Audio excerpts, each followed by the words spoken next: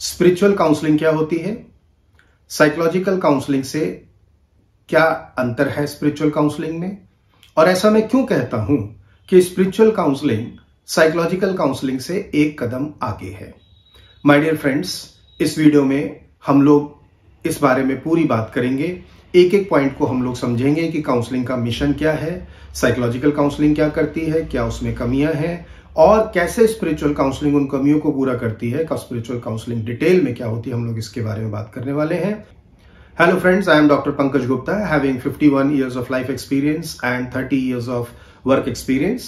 At Conquer the Success, I am committed for your unconditional happiness through counselings, hypnotherapy, meditation, spirituality, past life regression and life between lives. So stay connected.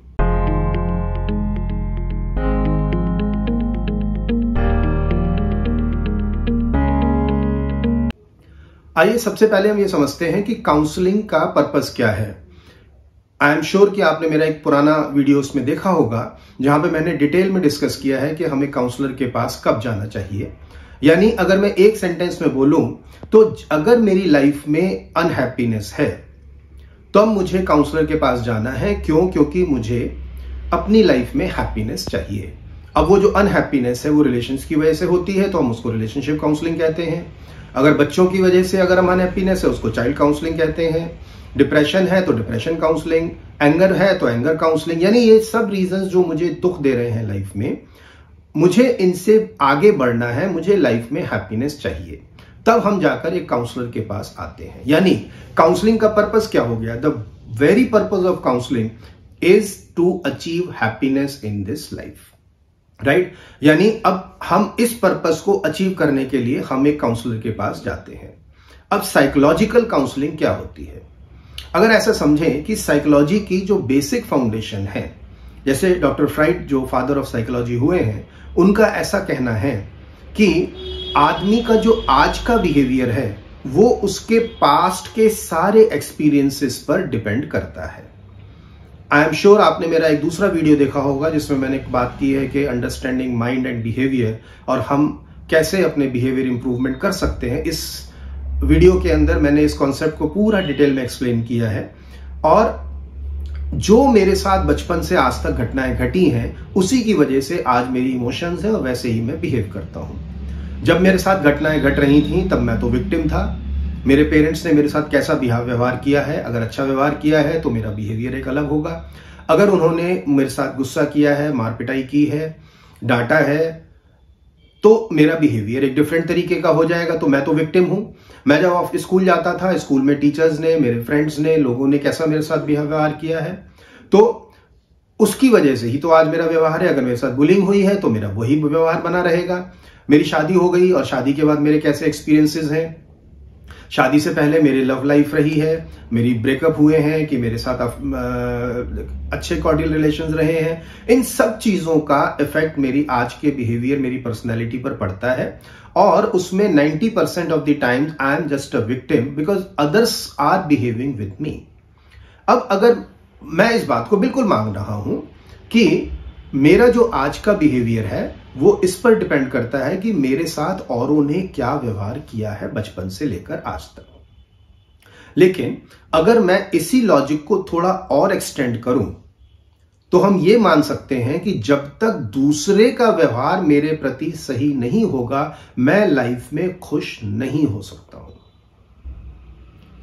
Right? क्योंकि आज अगर मेरा व्यवहार औरों के व्यवहार की वजह से डेवलप हुआ है तो जब तक और लोग दुनिया में खुश नहीं हो जाएंगे, जब तक और लोग दुनिया में मेरे साथ अच्छा व्यवहार नहीं करेंगे, तब तक तो मेरा व्यवहार अच्छा नहीं हो सकता। It means I am always a victim. और मैं तो एक रिमोट की तरह से हो गया कि दूसरे ने जो बटन दबा दिया मैं खुश हूं, अगर दूसरा बटन दबा दिया तो मैं दुखी हो जाता हूं। इसका मतलब क्या हुआ कि एक साइकोलॉजिकल काउंसलिंग आपको कभी भी अनकंडीशनल हैप्पीनेस पर नहीं ले जा सकती है। It can only take you to a normal happiness. अब ये नॉर्मल वर्ड जो है बहुत बढ़िया है। नॉर्मल का मतलब क्या होता है? नॉर्मल का मतलब होता है anything which is as per the norms of the society, है ना? जैसे आप देखें अगर सोसाइटी बदलती चली जाती है तो नॉर्मल्स उसके चेंज हो जाते हैं। एक सोसाइटी ऐसी है जहां पर हम अपनी कजन सिस्टर के साथ या कजन ब्रदर के साथ हम अपने भाई और बहन की तरह ही व्यवहार करते हैं, उनके साथ शादी करने के बारे में हम सोच भी नहीं सकते हैं। लेकिन दूसरी सोसाइटी होती है, वहां पर कजिन्स के साथ शादी करना, it is the very natural practice for them. So क्या सही है क्या गलत है, नहीं, issue is not that, issue is जो मेरी सोसाइटी एक्सेप्ट करती है, जो उसके नॉर्म्स के हिसाब से है, वही नॉर्मल बिहेवियर है। अब when I am saying that psychology can take you to normal happiness, इसका मतलब क्या हुआ कि एक डिग्री है जिसमें कि हर आदमी दुखी है, उतने तो दुखी आप रहेंगे ही रहेंगे अगर आप साइकोलॉजिकल काउंसलर के पास आते हैं, राइट? क्योंकि साइकोलॉजी की बुनियाद ये है कि मैं तब तक खुश नहीं हो सकता हूं जब तक कि दूसरे लोग मेरे साथ इंप्रूव नहीं करते हैं, क्योंकि मेरा बिहेवियर बना ही उस वजह से है जो कि मेरे साथ दूसरों ने व्यवहार किया है, राइट? अब चलते हैं स्पिरिचुअलिटी। स्पिरिचुअलिटी में बहुत सारे संतों ने बहुत तरीके से इस बात को कहा है, लेकिन बहुत आसान तरीके से मुझे समझाने के लिए याद आते हैं भगवान गौतम बुद्ध। और गौतम बुद्ध ने जिंदगी में 4 आदि सत्य दिए हैं, the eternal truths of life. पहला सत्य उनका क्या है? वो कहते हैं जीवन दुख है, हर आदमी का जीवन दुख है, कारण अलग अलग हो सकते हैं। दूसरा उन्होंने कहा है कि हर दुख का एक कारण है, मतलब बिना कारण के दुख नहीं होता आपकी लाइफ में। तीसरा उन्होंने कहा है कि इस कारण का निवारण है, अगर कारण है तो कारण से आप बाहर आ सकते हैं। चौथा जो मैं बताना चाहता हूं, it is very important for this context, और वो कहते हैं कि दुख मुक्ति का एक मार्ग है, यानी देयर इज अ पाथ जिसमें आप अनकंडीशनल हैप्पीनेस को एक्सपीरियंस कर सकते हैं, अचीव कर सकते हैं, राइट? अगर साइकोलॉजी से अनकंडीशनल हैप्पीनेस पॉसिबल होती, मैं इसके ऊपर एक बड़ा वीडियो लेके आने वाला हूं कि साइकोलॉजी अनकंडीशनल हैप्पीनेस तक क्यों नहीं लेके जा पाती, उसकी क्या शॉर्टकमिंग्स हैं। लेकिन अगर हम छोटे में इस चीज को समझें कि अगर साइकोलॉजी हमें अनकंडीशनल हैप्पीनेस तक ले जा पाती, तो डॉक्टर फ्राइड या और बड़े बड़े साइकोलॉजिस्ट एनलाइटनमेंट को प्राप्त हो चुके होते और एक अनकंडीशनल हैप्पीनेस को एक्सपीरियंस करते। आप जानते हैं डॉक्टर फ्राइड, जब उनकी मौत हुई तो वो बहुत दुखी थे। और इधर अगर हम देखते हैं किसी भी स्पिरिचुअल मास्टर को देख लो, चाहे वो गौतम बुद्ध हो, चाहे वो कबीर हो, नानक हो, कृष्ण हो, कोई भी हो, इन लोगों के जीवन में जो दुख आए हैं वो हमसे कहीं ज्यादा आए हैं।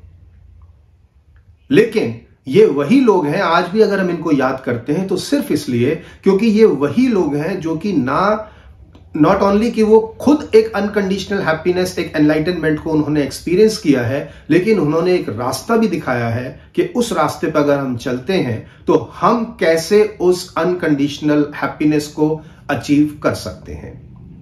So my dear friends, at conquer the success, besides the psychological counselling, we also include the spiritual counselling. अब स्पिरिचुअल और काउंसलिंग को दोनों कंबाइन कर देते हैं। काउंसलिंग का मतलब हमने क्या देखा, एक वो तरीका जिससे मैं अपनी लाइफ में हैप्पीनेस को पा सकूं, और स्पिरिचुअल काउंसलिंग का मतलब हम उन स्पिरिचुअल टेक्निक्स, उन स्पिरिचुअल कॉन्सेप्ट्स को, उन स्पिरिचुअल अप्रोच को हम समझेंगे, अपने जीवन में धारण करेंगे, ताकि हम अपनी हैप्पीनेस को एक अनकंडीशनल हैप्पीनेस तक ले जा सके। तो अगर आप अपने जीवन में किसी भी वजह से दुखी हैं और आप चाहते हैं एक अनकंडीशनल हैप्पीनेस को अपने जीवन में लाना, तो आप लोगों का स्वागत है। So my dear friends, wish you all the best and good luck to you.